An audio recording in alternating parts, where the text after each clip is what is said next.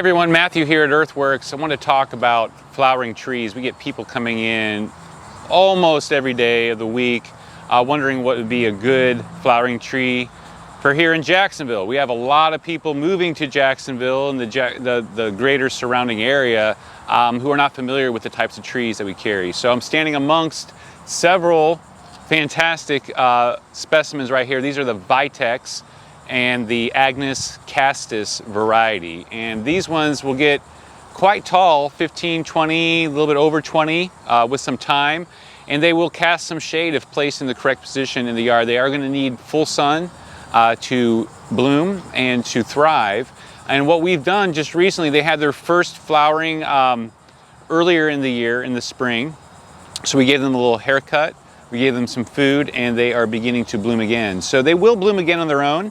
But they make these little pods, these little tiny little seed pods that aren't messy at all. They're really tiny little things. But while they're making those seeds, they're going to take a break from flowering. So we like to give them a little trim, a little food to motivate them, and then they will rebloom. So they can give several pushes of flowers on their own throughout the season, but you can speed that cycle up with a little haircut. Also want to talk about a few other flowering trees that we have here. We have some beautiful crape myrtles in right now. We have some beautiful standard, which means a single trunk oleander in stock. We also have some cassia. They're not blooming quite at the moment, but we do have some cassia, which is a beautiful yellow flowering tree. It's a small tree, you know, maybe 8 to 10 feet at the most, and they're going to give you that yellow color, which is kind of unusual for the flowering trees that we normally think of here in Jacksonville. In addition to those crape myrtles and the cassia and the Vitex behind me, we also have a really nice option, which is an old standard here in the South, which is the bottle brush tree. And for those of you who've never grown a bottle brush tree, they are a fantastic evergreen. They will get 15 feet tall and about as wide, and then they will get covered with those beautiful red flowers that are not only attractive to us, but will attract the hummingbirds and the butterflies. And let's not forget about the Magnolia. So I'm standing next to not one of the giant magnolias that grows here, but this is a nice petite variety called the Little Gem Magnolia.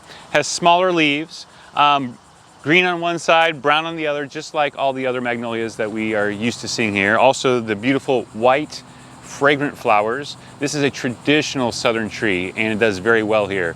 And I know that some people it's not their favorite tree because it gets so big, but this is a great tree, the Little Gem, because it does not get as big. So this is going to be like a 15 to 20, maybe pushing 25 way down the road, but they're slow growing.